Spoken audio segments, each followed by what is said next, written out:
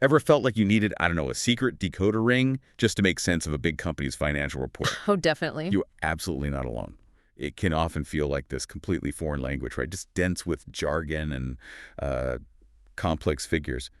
But what if I told you that with a little guidance, you could actually start to unlock those secrets and truly understand the story behind all those numbers?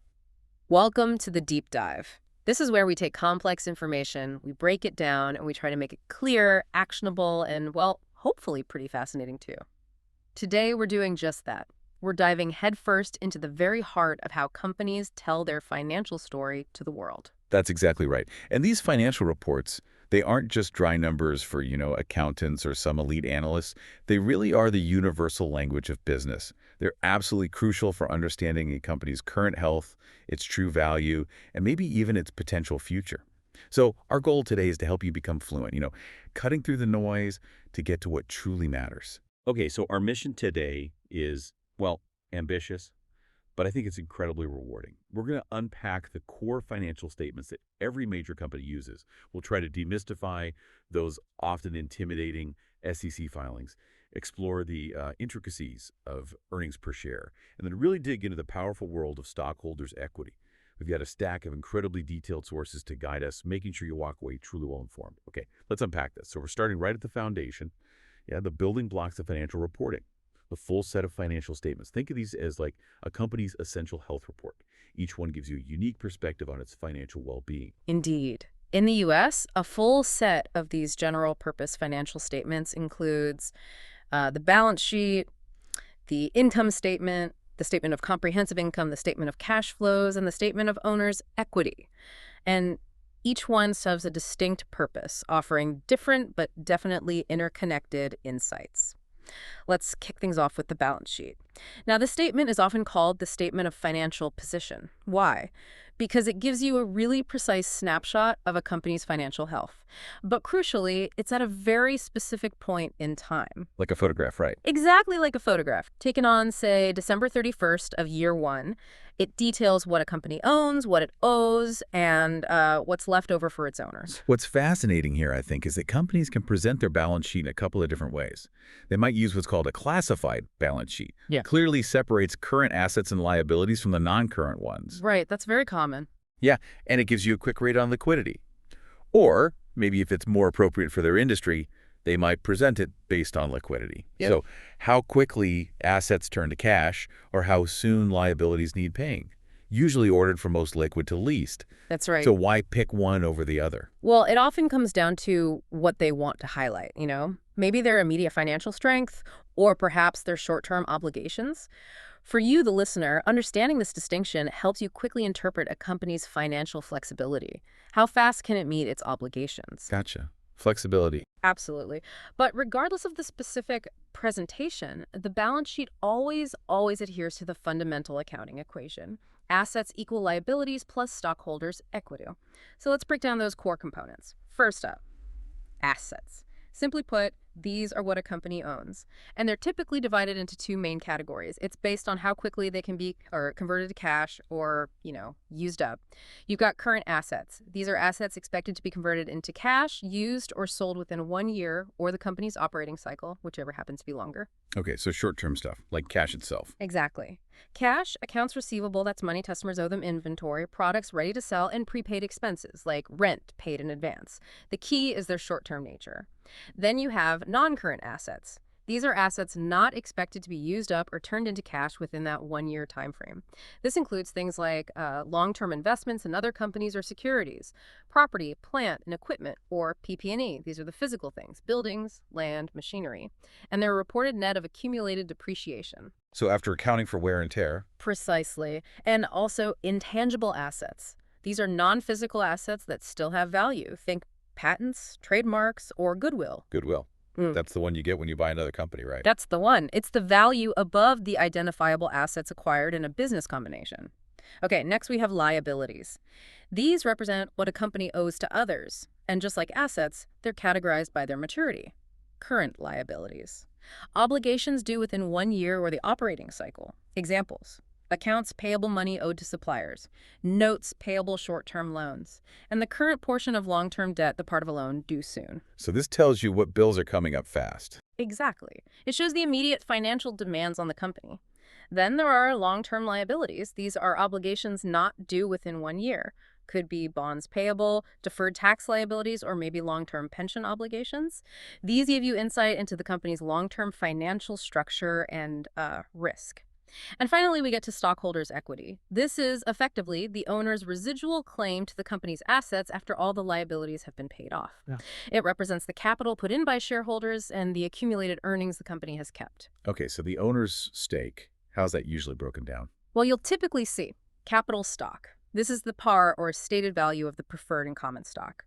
Paid in capital in excess of par, the amount shareholders paid above that par value, retained earnings. Mm-hmm. The pile of profits the company has kept over time, not paid out as dividends. Accumulated other comprehensive income, AOCI. This is a special category for certain gains and losses that bypass the main income statement. We'll talk more about that. And treasury stock, shares the company bought back from the market. It actually shows up as a reduction in total equity. So why does the balance sheet matter so much to you, the listener? Well, it gives you that immediate, crystal clear sense of what a company owns, what it owes, and what's left for the owners. Yeah. It's like checking someone's financial net worth, Right. but for a whole company. Exactly. It tells you about its solvency, its ability to pay its debts, and gives you a fundamental understanding of its financial structure. It's a cornerstone. Okay, cornerstone established. Now, if the balance sheet is that snapshot, that single photo, then the income statement, well, that's the movie. It tells the story of a company's financial performance over a period of time, maybe a quarter or a full year. So what's its main purpose? What info are we getting here? The primary purpose really is to paint a comprehensive picture of how a company generated its income during that specific period.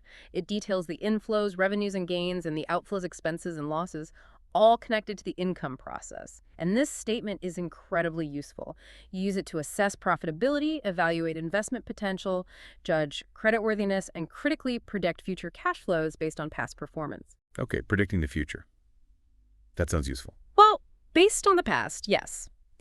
To really decode it, though, we need to understand a few key terms. Let's start with how costs are handled. A cost is just an amount expended. Simple enough. But what's really interesting for accounting is whether that cost is unexpired or expired. Unexpired versus expired. Okay. Unexpired costs are costs that will benefit future periods. So initially, they sit on the balance sheet as assets. For instance, when a company buys inventory, that's an unexpired cost. It's an asset. Once that inventory is sold, it becomes an expired cost. And that's when it's recognized as an expense on the income statement, specifically cost of goods sold. Ah, so it moves from the balance sheet to the income statement when it's used up or sold. Precisely. Same idea with the building. Its cost is an unexpired cost, an asset. As it's used over time, part of that cost expires and becomes depreciation expense each period. This whole concept of matching expenses to the periods they benefit, that's fundamental to the income statement. Next up, we need to distinguish between reporting items at gross amounts versus net amounts. Revenues and expenses are generally reported at their gross amount. So if you sell a product for $100 and it costs you $30, you'll actually see both the $100 revenue and the $30 expense listed separately. Okay, showing both sides. Right. Yeah. But gains and losses are usually reported at their net amount. That's the proceeds minus the book value. Why the difference? Well, gains and losses are typically from events not in the ordinary course of business. Like selling off an old piece of equipment. Exactly. Selling it for more than its book value is a gain. Selling it for less is a loss. These aren't part of the company's core day-to-day operations. They're often kind of one-off events. Okay, here's where it gets really interesting, I think. Items of income or loss that are unusual or infrequent, maybe even both, they get reported separately, but still as part of income from continuing operations. Why is that distinction so crucial? Because it signals to you, the reader, that these are not regular, recurring business activities. They're exceptions. It helps prevent you from looking at a big, unusual spike or dip in profit and thinking, wow, this is the new normal, when it's really just a one-time thing. Got it. It prevents misinterpretation. Exactly. And this leads us nicely into the two main ways companies format their income statement: multiple step or single step. The multiple-step income statement provides a much more detailed breakdown. It carefully separates the company's core operating revenues and expenses from its non-operating ones and other gains and losses. This format is fantastic for deeper analysis because it clearly shows the profitability of the company's main business activities. So what are the steps? It usually starts with net sales. Then it subtracts cost of sales to give you gross margin. That's the profit directly from selling the goods or services. Then it subtracts operating expenses, things like selling expenses, advertising, sales commissions, and general and administrative or G&A expenses like officer salaries, office rent, plus depreciation. Subtracting those gives you income from operations. This is a really crucial figure. It shows how profitable the core business itself is. Okay, profit from the main gig. Precisely. After that, it adds other revenues and gains, maybe interest revenue, and subtracts other expenses and losses, like interest expense or maybe restructuring costs. That gets you to income before income tax, subtract the income tax expense, and finally you arrive at income from continuing operations. And importantly, below this line is where any discontinued operations would show up separately. Okay, that's pretty detailed. What about the single step? The single-step income statement is much, much simpler. As the name suggests, it basically combines all revenues and gains into one total and all expenses and losses into another total. Then it just subtracts the expense total from the revenue total in one single step to get income from continuing operations. Quick and easy. Yeah, its benefit is really its straightforward design. It doesn't imply any particular importance for certain types of revenue or expense by categorizing them so rigidly. So what does all this mean for you, the listener? Well, understanding these distinctions, operating versus non-operating, multiple step versus single step, helps you quickly grasp a company's core business performance versus its sort of incidental gains or losses. It lets you analyze how sustainable and predictable their profits really are, right? Absolutely. Sustainability is key. Okay, sometimes a company decides, you know what, we're selling off this whole division or maybe a major product line. This isn't just a small tweak, it's a big strategic move. So how does something that significant show up on the income statement? Right. When a company disposes of a significant part of its business like that, it gets reported as income from discontinued operations. And critically, these results are reported separately from the continuing operations on the income statement. And they're always presented net of tax. Yet of tax, meaning the tax impact is already baked in. Exactly. It shows you the final bottom line impact of that discontinued part. Now, for something to qualify, it generally has to represent a strategic shift that has a major effect on the company's operations and financial results. Think disposal of a major geographical area or a really significant line of business. Okay, like that AmServe example from the sources, selling the fast food division. Precisely. AmServe decided to sell its largest segment, the fast food division, to pivot toward a healthier food service model. Because that division was a major part of their business revenue, profit, everything its disposal qualifies as a major strategic shift. So its financial results, any operating losses it had before selling, or maybe a loss on the sale itself, must be reported separately as a discontinued operation. And once a component is classified as held for sale, its assets are actually no longer depreciated or amortized. Ah, interesting. Yeah. The discontinued operations section on the income statement will then include any operating income or loss from that component before the sale, and any gain or loss on the actual disposal, or maybe an impairment loss if its value drops. The crucial takeaway here is that separate presentation, below income from continuing operations, and always net of tax. It highlights that these are distinct, non-recurring events. They're not expected to continue. This raises an important question then. What does this separate reporting of discontinued ops really tell you about a company's future direction? That's a great point. It's not just about what they're doing now or what's profitable in their ongoing business. It's about what they're actively shedding to become something else. Exactly. It can signal a strategic pivot, a refocusing of efforts, maybe getting rid of underperforming segments. It's a really powerful, forward-looking signal embedded right there in the historical financial data. Okay, moving on. In our, increasingly global economy, companies are constantly doing business internationally, buying, selling, dealing with foreign entities. Often, they agree to pay or receive payments in foreign currencies. But what happens when those exchange rates inevitably bounce around between the deal date and the payment date? Ah, yes. The joys of foreign exchange risk. That's where foreign currency transaction gains and losses come into play. These happen when a company buys from or sells to a foreign entity and agrees to settle the transaction in a foreign currency. It's just an inherent risk of international trade. If the exchange rate changes between the transaction date and the settlement date, a gain or loss will pop up. Give me an example. Sure. Let's say a U.S. company buys something from a supplier in Mexico, agreeing to pay in pesos. If the peso weakens against the dollar before the payment is due, the U.S. company actually needs fewer dollars to buy the required pesos. That's a gain for them. And if the peso strengthens? Then it's a loss because they'll need more dollars to settle the same peso amount. Now, what if a transaction hasn't been settled by the balance sheet date? Well, any unrealized gains or losses from these currency fluctuations must still be recognized in the current period's net income. It provides a kind of real-time reflection of that currency exposure and all the assets or liabilities that result from these foreign currency transactions. They're initially recorded on the U.S. company's books using the exchange rate that was in effect on the date of the transaction. Okay, so why should you, our listener, care about these seemingly small fluctuations? They sound kind of minor. Well, they might seem minor, but for businesses with significant international dealings, these foreign currency transaction gains and losses, realized or unrealized, can actually have a surprisingly big impact on the reported net income. They're a direct reflection of global business dynamics and currency risk, and they can definitely swing profitability around, sometimes quite significantly. Okay, so far we've covered net income, which gives us that detailed look at profitability from operations and other events. But you mentioned earlier there's an even broader measure, something more encompassing. The statement of comprehensive income. What's that about? That's right. Comprehensive income is formally defined as the total change in equity of a business during a period, but specifically from transactions and events from non-owner sources. Non-owner sources, Right. meaning not from selling stock or paying dividends. Exactly. It includes all changes in equity during a period, except those changes that come directly from investments by owners or distributions back to owners. So fundamentally, it's net income plus something called other comprehensive income, or OCI. Okay, net income plus OCI equals comprehensive income. Got it. Remind me what net income includes again. Sure. Net income itself includes that income from continuing operations we discussed, plus any gains or losses from discontinued operations.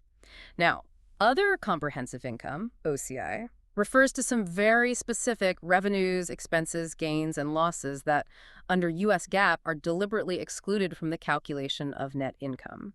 But they are still very much a part of the total comprehensive income picture. Why exclude them from net income then, if they affect the company's value? That's the key question. Usually it's because these items are considered unrealized, meaning the gain or loss hasn't actually been locked in through a transaction yet, or they're subject to significant volatility. Management and accounting standard setters generally don't want these volatile or unrealized items distorting the core operating performance that net income is supposed to represent. Okay, so what kind of things end up in OCI? Some key OCI items include pension adjustments, certain gains and losses related to defined benefit pension plans. Accounting for those can get complex and volatile. Unrealized gains and losses on certain investments and hedges, specifically on available-for-sale debt securities. If a company holds bonds it doesn't plan to trade actively, changes in their market value before they're sold go into OCI, not net income.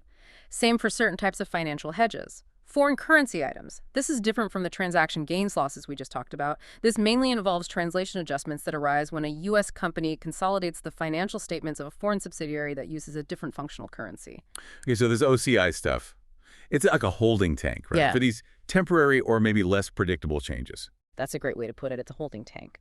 These items definitely affect the overall value, the equity of the company, but the accounting standards aim to keep them separate from net income to avoid distorting that core profitability figure. They sit in OCI until they eventually become permanent or are realized in the ordinary course of business, at which point they might move out. And where does this OCI accumulate? Good question. The cumulative total of all OCI from the current period and all previous periods is stored in a specific component of equity on the balance sheet. It's called Accumulated Other Comprehensive Income, AOCI. Think of it this way. Net income gets closed out to retained earnings at the end of a period. OCI items for the period get closed out to AOCI. Ah, parallel tracks within equity. That's a critical insight. It is. AOCI is a part of equity that grows or shrinks specifically because of these non-net income gains and losses. Now, companies have a choice in how they report comprehensive income. There are two main approaches. First is the single statement approach. Here, the OCI items are listed individually and then totaled up directly below the net income figure, all within the same single statement of comprehensive income. It gives you one continuous flow. Okay, one big statement. What's the other way? The two-statement approach. This method uses a separate statement of comprehensive income that immediately follows the traditional income statement. It starts with the net income figure from the first statement, and then it adds or subtracts the various OCI items to arrive at the total comprehensive income. Both methods get you to the exact same bottom line comprehensive income number. It's just a matter of presentation preference. So wrapping this part up, what does this all mean for you, the learner? Well, comprehensive income gives you a truer, definitely broader sense of a company's total financial change. It goes beyond just the core operations shown in net income. It paints a fuller, more complete financial story by including these elements that impact equity but aren't part of traditional income or expenses yet. It reveals more about the underlying financial health, wouldn't you say? Absolutely. It's the full picture of non-owner changes in equity. Okay, fantastic. We've got a solid grip now on the core financial statements where the balance sheet, income statement, comprehensive income. Let's shift gears a bit. How do companies actually get these vital reports and other crucial info out to the public, out to investors? That's where SEC reporting comes in, right? Yes. It's all about transparency and disclosure. Precisely. The Securities and Exchange Commission, the SEC, is the main regulator here in the U.S. They require public companies to file a whole slew of forms electronically. They use a system called ADGR. And the great thing is, ADGR makes all this company information publicly available and pretty easily accessible online for anyone. Okay, so what are the key forms we should know about? Well, the big one, the most comprehensive, is Form 10K. This is the detailed annual report for U.S. public companies. It provides really extensive information, business operations, risk factors, financial results, management's perspective. It's the whole story for the year. Companies generally have between 60 to 90 days after their fiscal year ends to file it. The bigger the company, generally the shorter the deadline. And inside that 10K, what are the must-read sections? Definitely look for Management's discussion and analysis, or MD&A. This is where the company's executives give their narrative spin on the results, liquidity, capital resources, trends, risks, critical accounting stuff. It's management telling their side of the story behind the numbers. And of course, financial statements and supplementary data.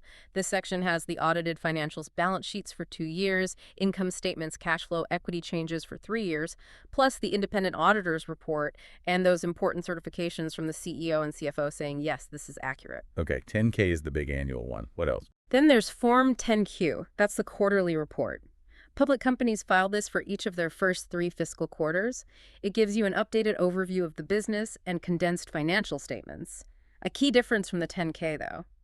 These quarterly statements are generally unaudited. Okay, not audited, and they file faster. Yes, usually within 40 or 45 days after the quarter ends. And lastly, there's Form 8K. This one's different. It's a current event report. Companies file this whenever a material event happens. This form is critical for immediate transparency. What kind of events trigger an 8K? Things like bankruptcy, a major asset acquisition or sale, changes in auditors or directors, signing significant new agreements, stuff investors need to know about now. And the deadline is tight, generally just 4 business days after the event occurs. Wow, 4 days is quick.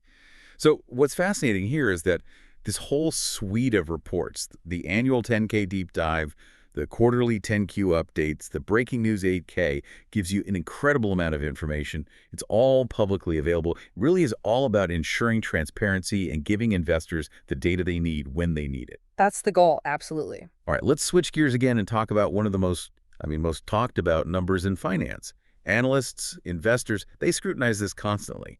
Earnings per share, or EPS, what does it actually mean? And why is it considered so significant? Right, EPS. It's a fundamental profitability metric, no doubt.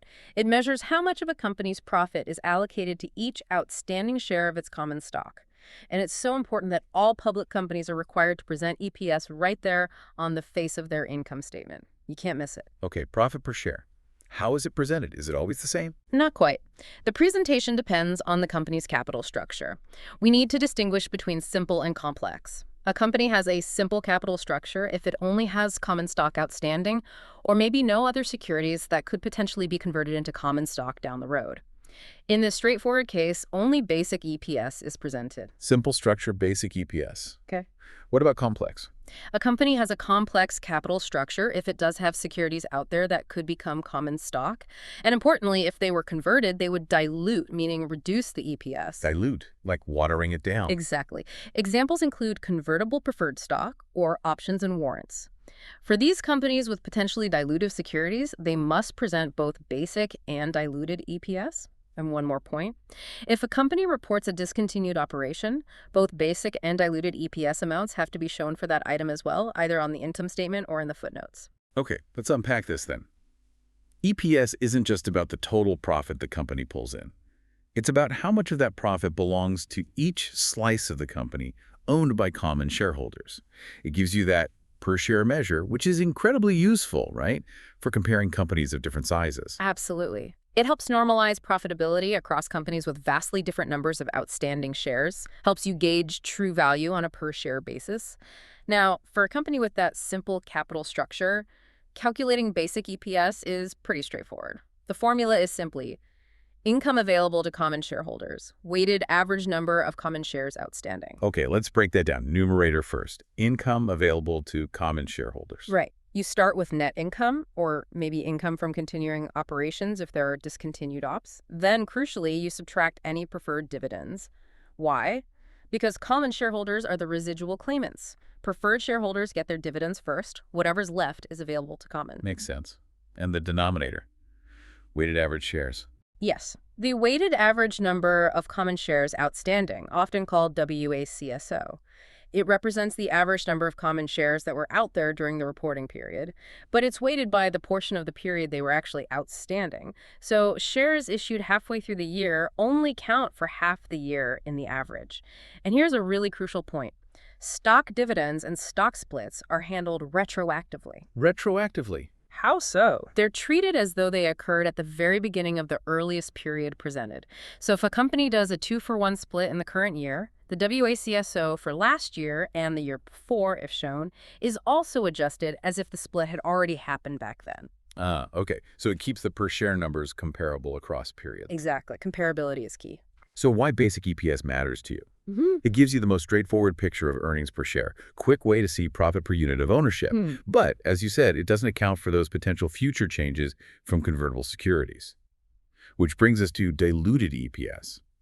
So for companies with that complex structure, we need diluted EPS. What exactly does dilution mean here, and why is it so important? Right. Dilution, in this context, refers to the potential reduction in earnings per share that could occur if all those outstanding convertible securities were actually converted into common stock. The whole objective of calculating diluted EPS is to measure the company's performance as if all those potentially dilutive common shares that were outstanding during the period were, in fact, converted.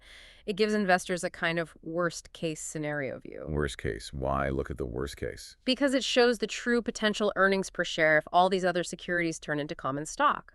It's vital for a more conservative investment analysis. It shows what could happen to your slice of the earnings pie if more shares suddenly appear. Okay, so what kind of securities are potentially dilutive? The main ones are convertible securities, like convertible preferred stock or convertible bonds that can be exchanged for common stock. Warrants and other options, which give holders the right to purchase common stock at a specific price. Now, how we account for their potential dilution differs. For options and warrants, companies use something called the treasury stock method. Treasury stock method. Sounds familiar. How does it work for EPS? The method assumes that if these options or warrants were exercised, the cash proceeds the company receives from the exercise would be used to immediately repurchase its own shares, treasury stock, from the market at the average market price during the period. The dilution comes from the incremental number of shares. That's the number of shares issued when the options are exercised, minus the number of shares the company could theoretically repurchase with the proceeds. This net increase in shares is added to the WACSO denominator for diluted EPS. Okay, that's a bit complex. Is there a catch? Yes, a very important one. Options are only dilutive if the average market price of the stock during the period is higher than the exercise price of the option. We call this being in the money. If the exercise price is higher than the market price, out of the money, then exercising wouldn't make sense. Including them would actually increase EPS, which is called being anti-dilutive. Anti-dilutive securities are excluded from the diluted EPS calculation. Got it. Only include them if they actually reduce EPS. Precisely. Now, for convertible securities like bonds or preferred stock, we use a different approach called the if-converted method. This method assumes these securities were converted into common stock right at the beginning of the period, or whenever they were issued if that was later in the period. Okay, assume they converted. How does that affect the EPS formula? Well, it affects both the numerator and the denominator. For convertible bonds, if we assume they converted into stock, the company wouldn't have paid interest on them. So we add back the interest expense, Huh. adjusted for taxes and net of tax, to the numerator, the income available. And then, of course, we add the common shares that would result from the conversion to the denominator for convertible preferred stock. If we assume conversion, the company wouldn't pay preferred dividends on those shares. So those preferred dividends are not subtracted from net income in the numerator calculation. And again, we add the resulting common shares to the denominator. Okay, seems logical. Adjust income, adjust shares. But there's that same crucial rule again, the anti-dilution rule. Each individual issue of potentially dilutive securities, each bond issue, each preferred stock series, each option grant must be considered separately. And it's only included in the diluted EPS calculation if its own impact is dilutive. If assuming its conversion would actually increase EPS compared to basic EPS, or compared to EPS calculated with more dilutive securities already included, then that specific security is considered anti-dilutive and is excluded. So you test each one. Sounds like a bit of work. It can be. Mm. Companies usually test them in order from most dilutive to least dilutive. And the test itself is based on income from continuing operations. This raises that question again. Why go through all this trouble for diluted EPS? It seems complicated. It is a bit complicated, but it's incredibly important because it gives you that more conservative worst-case scenario. It shows the potential earnings per share if all these conversions actually happen. This is vital for investors.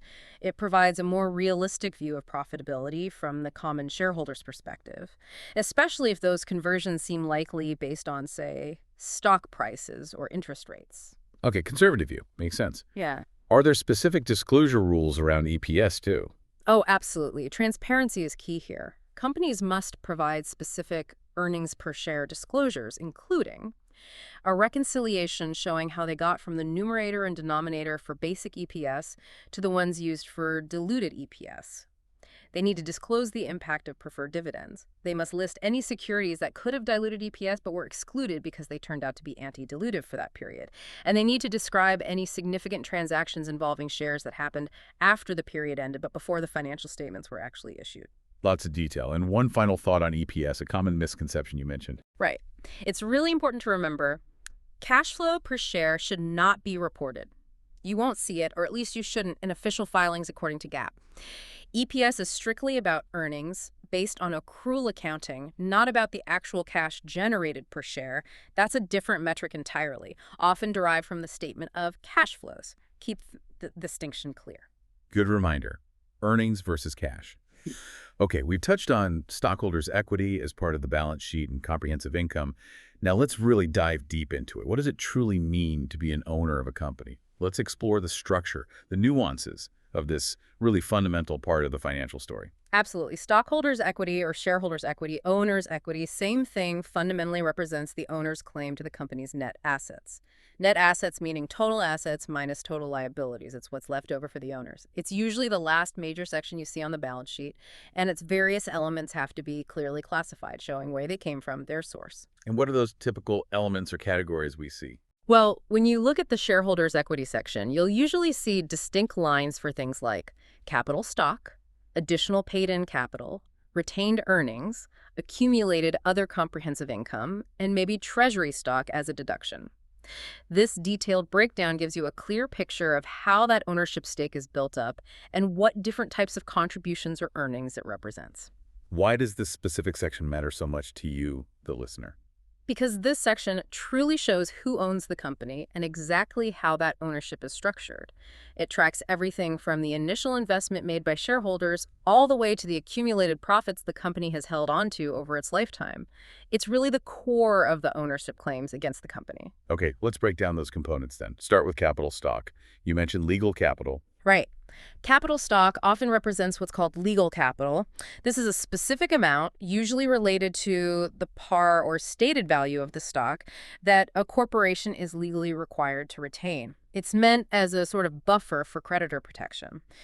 We also need to distinguish between authorized, issued, and outstanding shares. These terms come up constantly. Okay, hit me with the definitions. Authorized shares. That's the maximum number of shares the company is legally allowed to issue according to its corporate charter. Issued shares. These are the shares that have actually been sold or distributed to shareholders at some point. Importantly, this includes any shares the company might have bought back later as treasury stock. Outstanding shares. This is the key number for investors. These are the shares currently in the hands of shareholders. It's issued shares minus any treasury stock the company holds. And only outstanding shares get dividends and votes. Generally, yes. Only outstanding shares have voting rights and receive dividends. Now, within capital stock, you have common stock. This represents the basic ownership interest. Common shareholders bear the ultimate risk, but also get the ultimate potential reward. They usually have no guaranteed dividends. They typically control the company through voting rights. We can also calculate book value per common share. How do you do that? You take the total common shareholders' equity, which is total equity minus anything related to preferred stock, and divide it by the number of common shares outstanding. It gives you a theoretical sense of what each common share would get if the company liquidated based purely on the values shown on the balance sheet. Okay, common stock is the basic ownership. What about preferred stock? Preferred stock is a class of equity that carries certain preferences or advantages compared to common stock. These preferences usually relate to dividends and under assets if the company liquidates.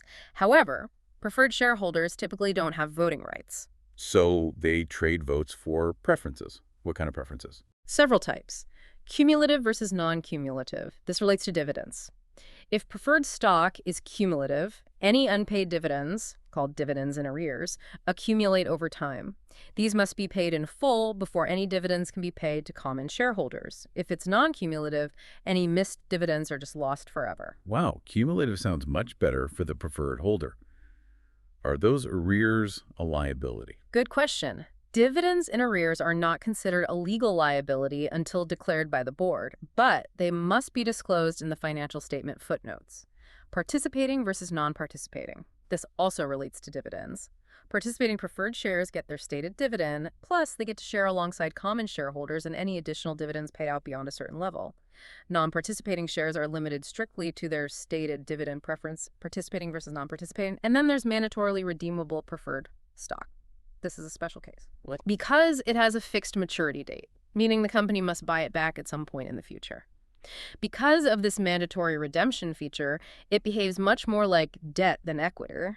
Therefore, under GAAP, it's actually classified as a liability on the balance sheet, not as part of stockholders' equity. Whoa, okay. Preferred stock, that's actually a liability. That's a key distinction. It absolutely is. So this raises an important question. Why are there so many different types of stock? Common, preferred, cumulative, participating. It really boils down to how companies structure their funding and how they choose to allocate risk and reward among different types of investors. Some investors prioritize stability, and a fixed income stream preferred stock often appeals to them. Others are looking for growth potential and control that's more common stock territory. These different stock types basically cater to those different investor appetites and allow companies to tailor their capital structure. Okay, makes sense. Next component you mentioned was additional paid-in capital, or APROC. What's that? APIC is basically contributed capital that a company receives from shareholders in excess of the par or stated value of the stock they bought. So if a stock has a $1 par value but is sold for $10, $1 goes to capital stock and the other $9 goes to APIC. It can also arise from other transactions, like selling treasury stock for more than it cost. It essentially represents the premium paid by investors above that legal minimum par value. Got it. The premium. Now, retained earnings. This sounds important. It's fundamental. Retained earnings represents the accumulated earnings, the profits of the corporation over its entire history, minus any earnings that have been paid out to shareholders as dividends. It's the pile of profits the company has reinvested back into itself rather than distributing. Crucially, retained earnings does not include treasury stock, nor does it include that AOCI we talked about. If the balance is negative due to accumulated losses, it's called a deficit. Can companies restrict retained earnings? You mentioned appropriations earlier. Yes, exactly. Retained earnings can be subject to appropriations. This means management, or maybe a contract like a loan agreement, designates a portion of retained earnings as not available for paying dividends. Maybe it's earmarked for future plant expansion, or to satisfy a bond covenant. An appropriation is purely a reclassification within the equity section. It doesn't actually set aside cash. It just signals that a certain amount of past earnings isn't available for distribution right now. Okay, here's where it gets really interesting for you, the listener. You can think of retained earnings as the company's giant piggy bank of all past profits it hasn't distributed. The appropriations are like management, putting little labels on some of the jars inside that piggy bank saying, this part is reserved for building a new factory, or this part is set aside because the bank requires it. It tells you those funds aren't up for grabs as dividends. That's a perfect analogy. It's about signaling intent and restrictions. And just to quickly recap, accumulated other comprehensive income, AOCI, which we discussed earlier. Remember the specific items like pension adjustments, unrealized gains losses on certain securities, foreign currency translation adjustments?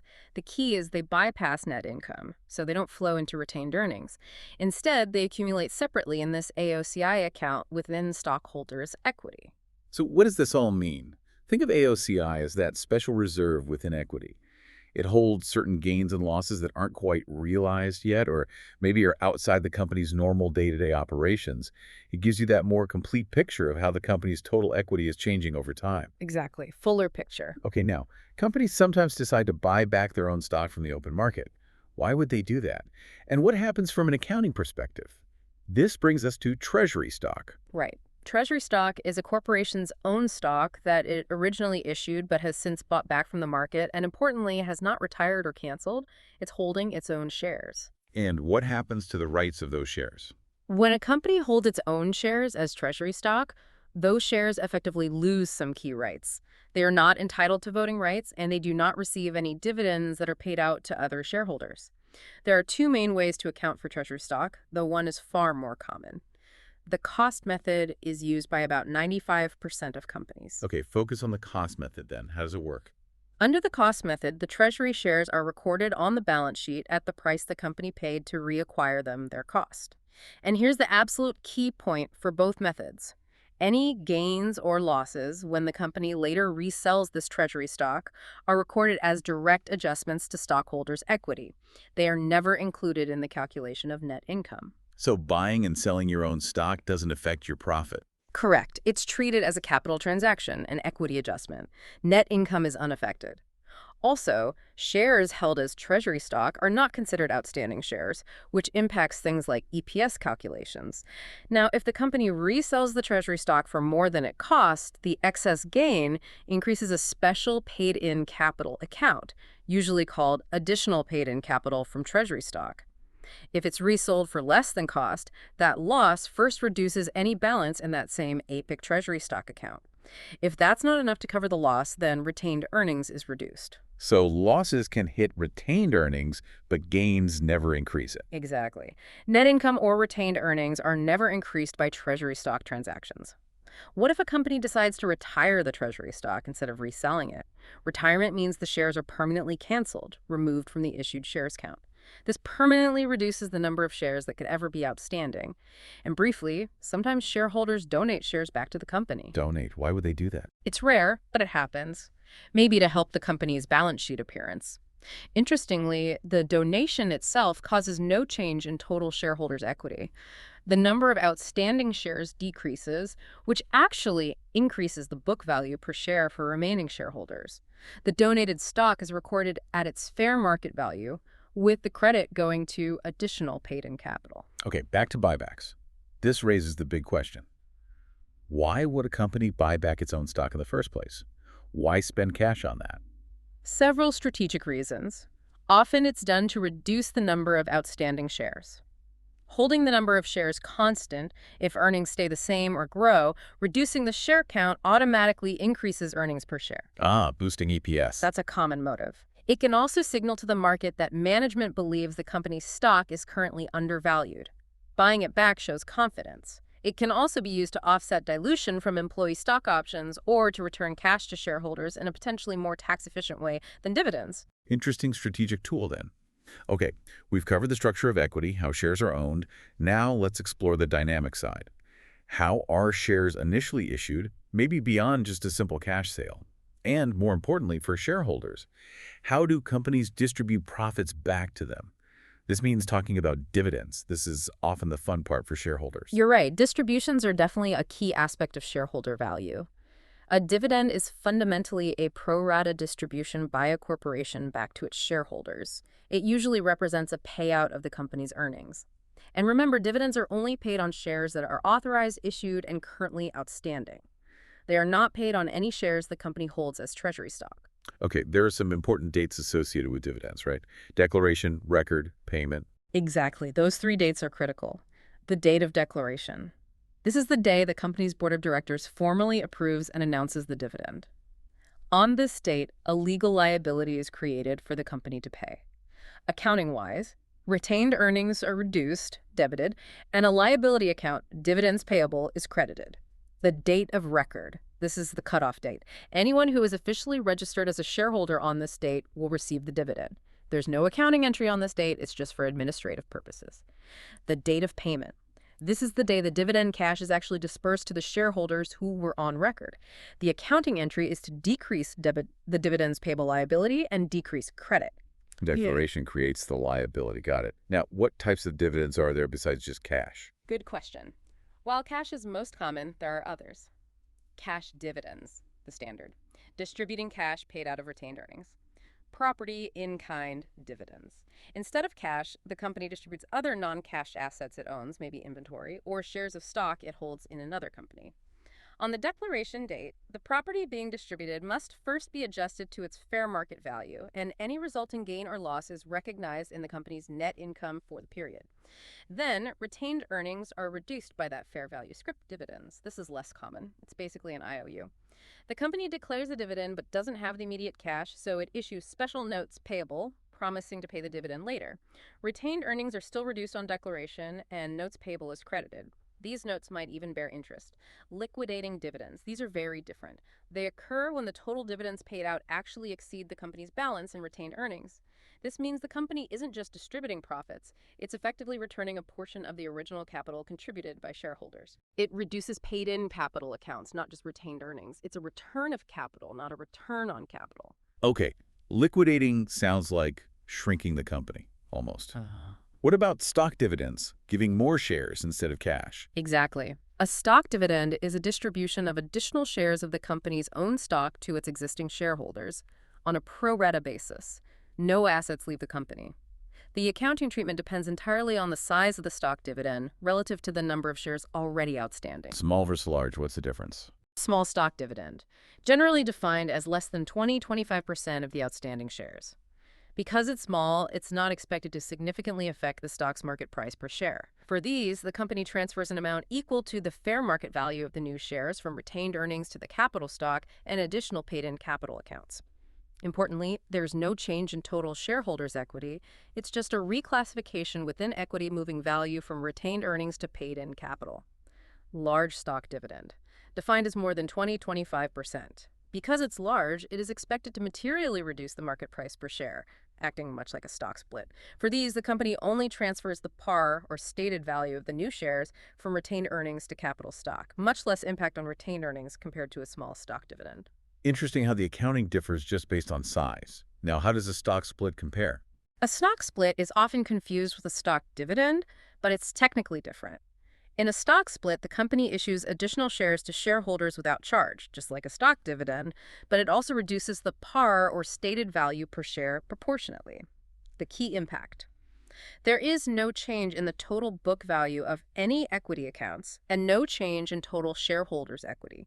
Usually, only a memorandum entry is made in the accounting records to note the change in par value and the increased number of shares. So a 2-for-1 split of $10 par stock just becomes twice as many shares at $5 par. No dollar amounts move around in equity. Exactly. Total par value outstanding remains the same. You can also have a reverse stock split, which does the opposite, reduces the number of shares and increases the par value proportionally, often done to boost a low stock price. Okay, this brings up that question again. Why would a company issue a stock dividend or do a stock split instead of just paying cash? Several reasons. They might want to conserve cash, perhaps for reinvestment in growth opportunities. Stock dividends allow them to reward shareholders without depleting cash reserves. Stock splits, and sometimes large stock dividends, are often done to lower the market price per share, making the stock seem more affordable and accessible to a wider range of investors, which can potentially increase trading liquidity. Both actions can also be seen as signals of management's confidence in the company's future prospects without actually impacting the cash balance today. Strategic signaling and cash conservation.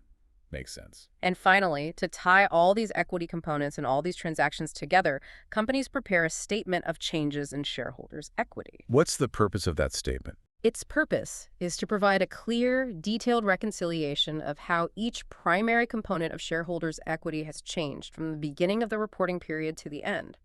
It shows the beginning balance for each category: capital stock, APIC, retained earnings, AOCI, treasury stock, then details the additions and subtractions during the period, things like net income flowing into retained earnings, OCI flowing into AOCI, new stock issued, dividends declared reducing retained earnings, treasury stock purchased or sold. It culminates in the ending balance for each category, which then ties back to the equity section of the balance sheet. So what does this all mean for you, the listener? This statement is basically your comprehensive roadmap. It shows exactly how the ownership portion of the company has evolved over the period. It's crucial for understanding where the capital came from, how profits were used, reinvested or distributed, and the overall trajectory of shareholder value. It really connects all the dots of everything we've discussed about equity. It absolutely does. It's the summary story of equity changes. Wow. Okay, we have really taken a deep dive today, right into the core of financial reporting. From deciphering that static balance sheet snapshot and the dynamic income statement story, all the way through the nuances of EPS and the entire world of stockholders' equity, Right. we've definitely covered a lot of ground. Indeed, we have. And what's really fascinating here, I think, is how these seemingly dry financial numbers actually tell such a powerful and intricate story. A story about a company's past performance, its current health, and importantly, its future potential. Understanding these fundamental elements means you can move beyond just glancing at a stock price. You can actually start to read between the lines of any annual report or quarterly filing. You gain that ability to discern patterns, identify potential risks, and maybe spot opportunities that others might miss. So the next time you see a headline about a company's earnings, maybe consider not just that headline net income figure. Think about, well, how its discontinued operations might signal a strategic pivot for the future, or how its stock buybacks could reflect management's view on boosting shareholder value. What new questions will you ask after today's deep dive, knowing that you now have a far more comprehensive understanding of this language of business? We certainly hope this deep dive has given you a bit of a shortcut to being truly well-informed. Until next time, keep learning, keep questioning, and keep making those connections.